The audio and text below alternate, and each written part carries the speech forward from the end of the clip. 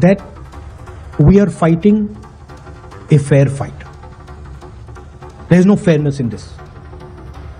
If you believe that we are fighting a political organization called the BJP, that we are fighting a political organization called the RSS, you have not understood what is going on. The BJP and the RSS have captured every single institution of our country. We are now fighting the BJP, the RSS and the Indian state itself. अभी आपने राहुल गांधी का बयान देखा और सुना। राहुल गांधी का बयान जिसमें उन्होंने कहा था कि हमें भाजपा और आरएसएस के साथ साथ इंडिया स्टेट से भी लड़ना है, ने राजनीतिक हलकों में व्यापक चर्चा और विवाद को जन्म दिया है। इस वीडियो स्क्रिप्ट में हम इस कथन के विभिन्न पहलुओं, प्रतिक्रियाओं और संभावित प्रभावों पर विस्तृत रूप से चर्चा करेंगे। नमस्कार, स्वागत है आपके अपने चैनल जीपी न्यूज बिहार पर और मैं हूं आपके साथ डॉक्टर गौतम पांडे। आज हम चर्चा करेंगे राहुल गांधी के उस बयान की जिसने भारतीय राजनीति में हलचल मचा दी है। राहुल गांधी ने कहा कि हमें बीजेपी, आरएसएस के साथ साथ इंडिया स्टेट से भी लड़ना है। आइए जानते हैं इस बयान का संदर्भ, प्रतिक्रियाएं और इसका प्रभाव, और फिर हम इसका विश्लेषण भी करेंगे और जानने की कोशिश करेंगे कि इस बयान का देश और आम लोगों पर क्या प्रभाव पड़ सकता है। पहले सुनते हैं राहुल गांधी का यह बयान कि क्या कहा था उन्होंने। We are now fighting the BJP, the RSS and the Indian state itself. उनके बयानों पर चर्चा शुरू करने से पहले आपको बता दें कि राहुल गांधी कोई आम आदमी नहीं है। वह एक सांसद है और साथ ही एलओपी यानी लीडर ऑफ ऑपोजिशन भी है, जिसे हिंदी में विपक्ष के नेता कहते हैं। तो उनके द्वारा बोले गए हर एक शब्द का, हर एक लफ्ज का एक मतलब होता है और उसे कोई इग्नोर भी नहीं कर सकता। इस बात पर हम चर्चा शुरू करें उससे पहले हम देखते हैं कि राहुल के इस बयान पर बीजेपी नेताओं ने क्या प्रतिक्रिया दी है। राहुल गांधी के इस बयान के बाद भारतीय जनता पार्टी ने प्रतिक्रिया व्यक्त की है। भाजपा अध्यक्ष जेपी नड्डा ने कहा कि कांग्रेस का इतिहास उन सभी ताकतों को बढ़ावा देने का रहा है जो एक कमजोर भारत चाहते हैं। सुनिए नड्डा जी को। आज हमारे कांग्रेस के नेता fight against the Indian state, आपने सुना होगा, Rahul Gandhi fight against the Indian state बोलते हैं।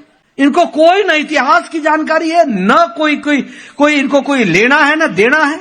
मैं कई बार बोलता हूं, इनके स्पीच राइटर लिख देते हैं और ये पता नहीं कौन सी बातें कहां से उठा के कहां पढ़ देते हैं, मालूम नहीं चलता। देशद्रोही, it is a fight against the Indian state. Bhajpa नेता गौरव भाटिया ने राहुल गांधी के बयान को देश की अखंडता और संप्रभुता को चोट पहुंचाने वाला बताया है।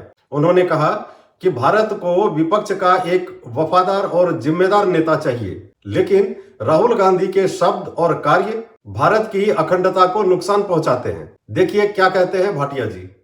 राहुल गांधी का स्टेटमेंट अभी सामने आया है। मैं पहले राहुल गांधी का जो वक्तव्य है उसको कोट करते हुए, जिससे कि कोई ये ना कह सके कि शब्द इधर उधर हो गए, उनकी मंशा कुछ और रही होगी।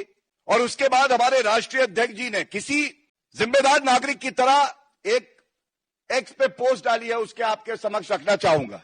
Rahul Gandhi says, and I quote, we are now fighting not just the BJP, the RSS, but the Indian state itself. Bharat से लड़ रहे हैं। राहुल गांधी जी नेता प्रतिपक्ष भारत के हैं। संविधान जिसकी शपथ ली है वो भारत का है और नेता प्रतिपक्ष भारत का कहता है कि हम भारत स्टेट से लड़ रहे हैं। बीजेपी के प्रवक्ता शहजाद पूनावाला ने भी राहुल गांधी पर निशाना साधते हुए कहा कि कांग्रेस पार्टी और राहुल गांधी ने यह स्पष्ट कर दिया है कि बीजेपी और पीएम मोदी का विरोध करते करते वे देश का विरोध करने लगे हैं। इनको भी सुनिए।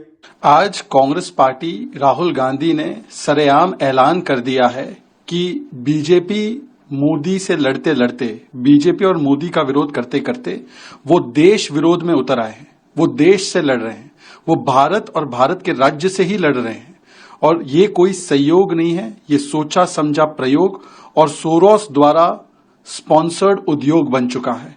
क्योंकि बार बार राहुल गांधी भारत तोड़ो के एजेंडे पर चलते हैं। ये वही राहुल गांधी है जो खून की दलाली कहते हैं सेना के शौर्य पर। ये वही राहुल गांधी और कांग्रेस पार्टी है जो surgical strike, Balakot air strike पर सवाल खड़े करती है, पुलवामा और 26/11 का दोष पाकिस्तान से हटाकर भारत पर डालती है। ये वही कांग्रेस पार्टी और राहुल गांधी है जो इलान ओमर, जो भारत को जम्मू कश्मीर से अलग करना चाहती है, उनके साथ खड़े हो जाते हैं। ये वही कांग्रेस पार्टी है जो सोरोस फंडेड ग्रुप में सोनिया गांधी को को प्रेसिडेंट रखती है, जो कश्मीर को आजाद करने की और भारत से अलग करने की बात करता है।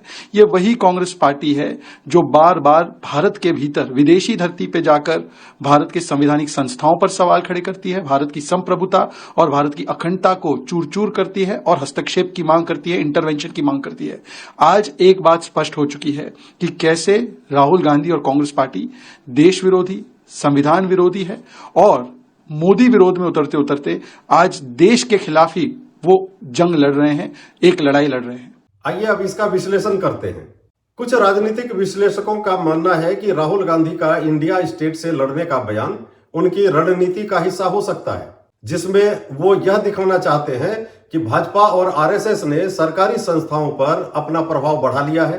हालांकि इस तरह के बयानों से राजनीतिक विवाद बढ़ सकते हैं और जनता में भ्रम की स्थिति उत्पन्न हो सकती है, परंतु यह पहली बार नहीं है जब राहुल गांधी के बयानों ने विवाद उत्पन्न किया है।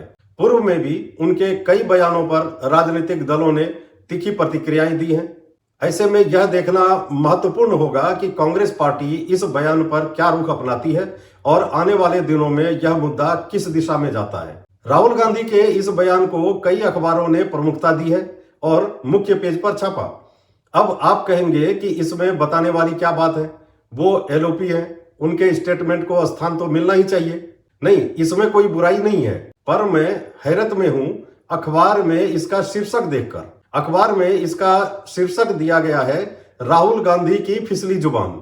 उस पर हैरानी हो रही है। क्या ये वीडियो देखने के बाद आपको लगता है कि राहुल गांधी की जुबान फिसली है?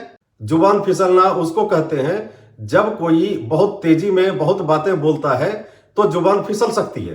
परंतु इस वीडियो में देखिए, मैं फिर से दिखाता हूं और आप देखिए कि क्या वाकई जुबान फिसली है। We are now fighting the BJP, the RSS and the Indian state itself.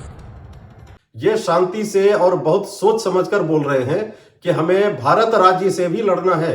इसमें जुबान फिसलने की तो संभावना ही नहीं बनती है, बल्कि इस बयान से इनकी मानसिकता का पता चलता है। ये लोग भारत को अपनी जागीर समझते हैं। चूंकि सत्ता की गद्दी हाथ से निकल गई है और पता नहीं कितने वर्षों तक हाथ नहीं आने वाली है, तो वो दर्द इनके बयान के द्वारा बाहर निकल रहा है। ये भारत के प्रति वफादार तो कभी थे ही नहीं, हमेशा से ही देश को लूटने का काम किया है। इनके समय में हुए घोटाले तो सबको याद ही होंगे। अब भारत भाव नहीं दे रहा है तो लड़ाई तो करनी ही पड़ेगी इंडिया स्टेट से। आपको क्या लगता है कि राहुल गांधी को इंडिया स्टेट का मतलब मालूम नहीं है? बताया यह भी जाता है कि उन्होंने विदेश में पढ़ाई की है, फिर तो अंग्रेजी और उसका मतलब अच्छी तरह से जानते होंगे।